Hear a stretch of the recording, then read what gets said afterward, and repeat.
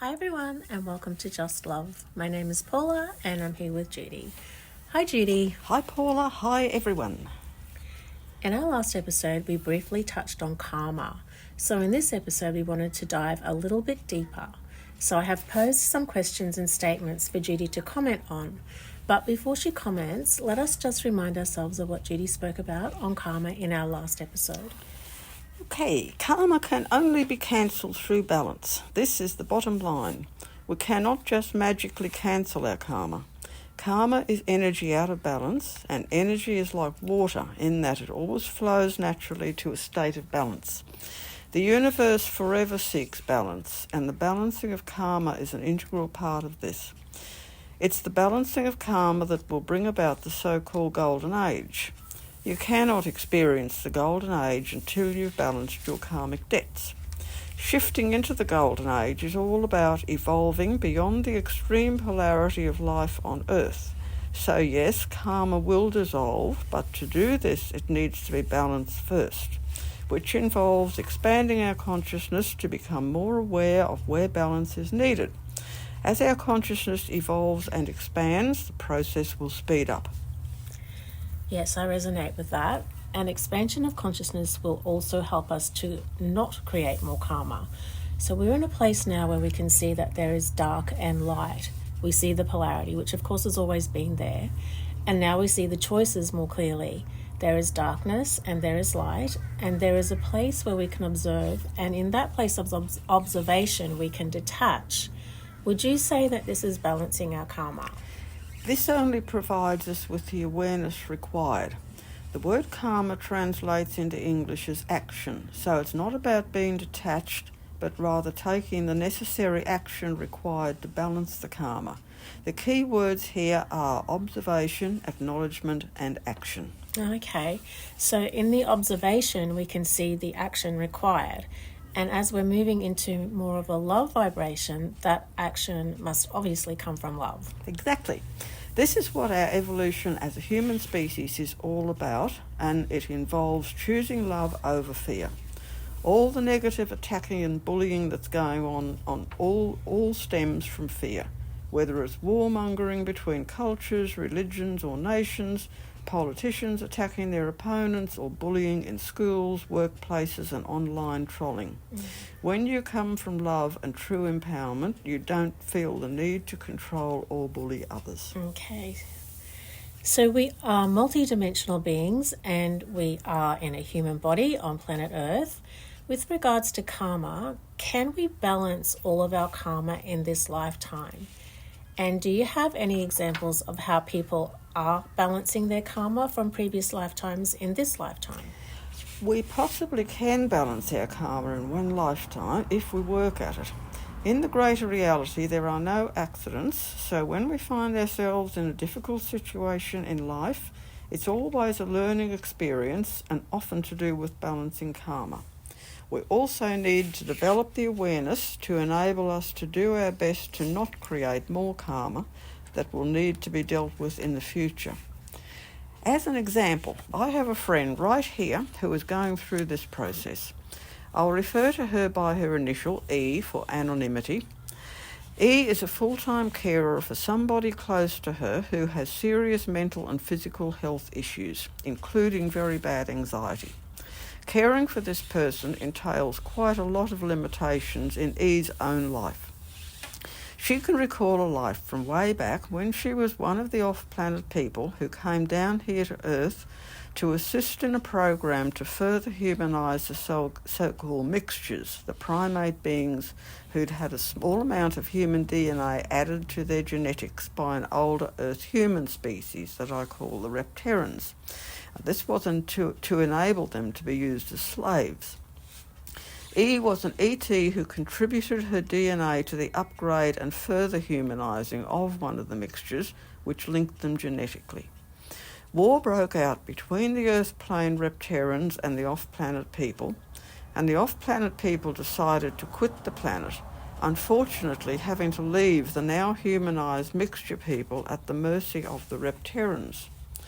This situation has continued to this day, but the ETs are now returning to lend their assistance again by awakening Earth plane humans to what is going on here.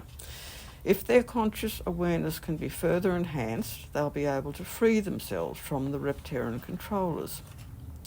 Off-planet people such as my friend E have had to come back to assist the mixture people with whom they share genetics, to balance the karma set in motion by the abandonment that occurred many millennia ago.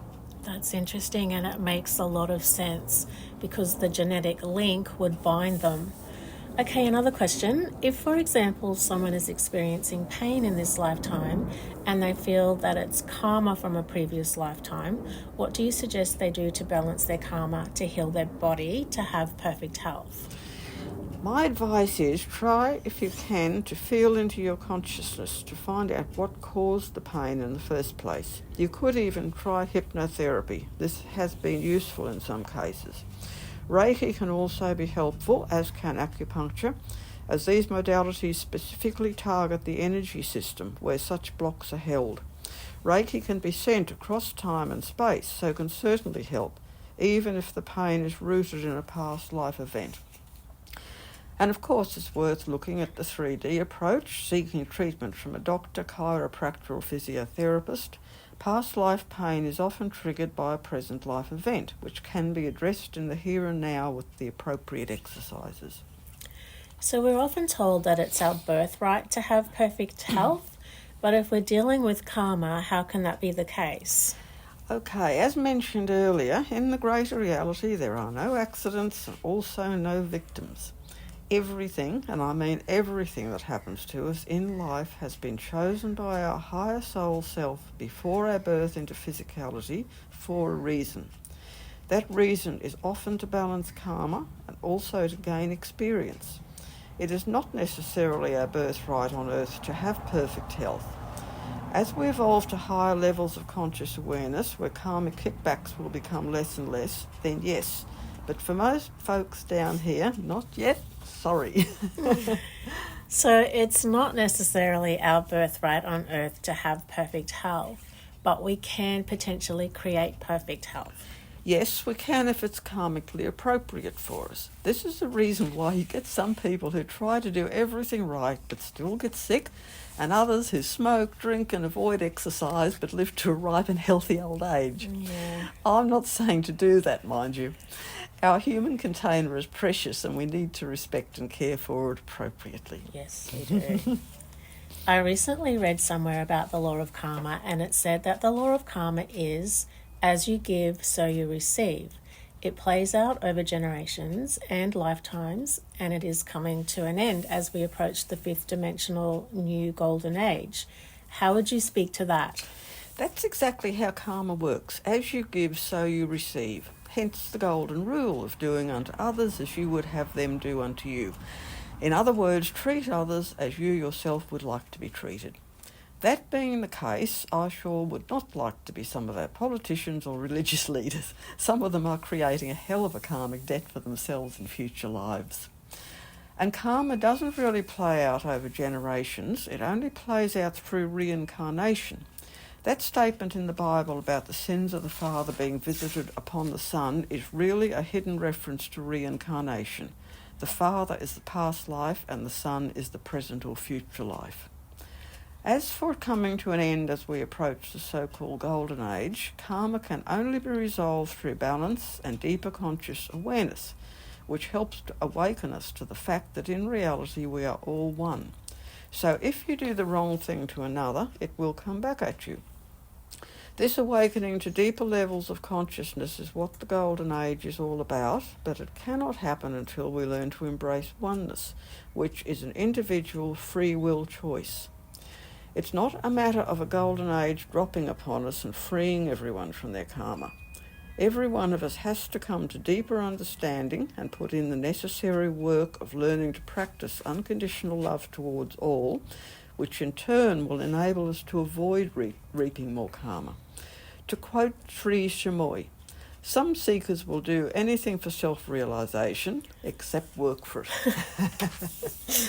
So Two things here, Judy. The first one is that I just wanted to comment on when you say, and karma doesn't really play out over generations. It only plays out through reincarnation. So what you're saying is that we don't take on our parents' karma or our grandparents' karma, but we do through our genetics still take on certain diseases. Obviously, in our own expanded consciousness, we don't have to, but we can be prone to certain things through our genetics. Yes, and we choose our family before we're born to accommodate what we require genetically. We can even be a reincarnation of a grandparent or some other family member from a few generations back, so in such cases karma could come into the picture. So the second point that I wanted to draw your attention to is, it sounds like you're saying with regards to the golden age that it's not going to drop upon us all at the exact same time.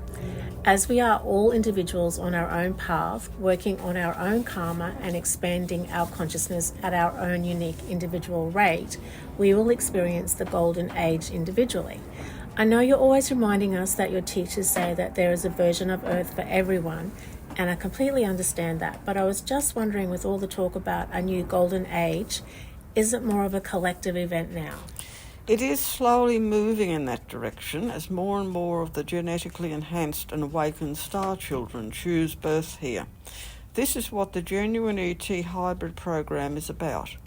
All Earth humans have ET genetics in their makeup, but too many still retain the herd instinct and fight and flight programming from our primate forebears. The ETs are now placing more of their genetics into the human species of Earth to help our ascension process along more quickly. The Greys are the main geneticists carrying out this work, but many other off-planet people are taking part and contributing because Earth humans carry genetics from a number of different ET cultures. Something else for you to comment on. I heard recently that the amount of fossil fuel that we have been karmically allowed to take from the planet was reached in 2012. The oil remaining in the ground is required for the lubrication of the tectonic plates. So currently, those who use it or profit from it are taking on karma. We have already seen some of the karmic consequences in the form of tsunamis and earthquakes. Now, I haven't heard that one. About reaching the maximum in 2012. The reality is we shouldn't be taking fossil fuel from the planet at all. Humans have been abusing our Mother Earth in this way all along, particularly from the beginning of the industrial age. This is why we're now having our karmic debt balance through climate change, along with the white supremacist patriarchal mindset that has contributed to too much yang hot energy on Earth. Interesting. More evolved and therefore more balanced planetary cultures are able to tap into 0-point energy, which is all around us in abundance. We do not need fossil fuel. This universal energy source has been known about for quite some time, but it's free of charge, which doesn't suit our money-hungry planetary controllers. And yes, they sure are earning a doozy of a karma for themselves. Yeah, that's true. Thanks for all that input, Jude. There's certainly a lot to think about here.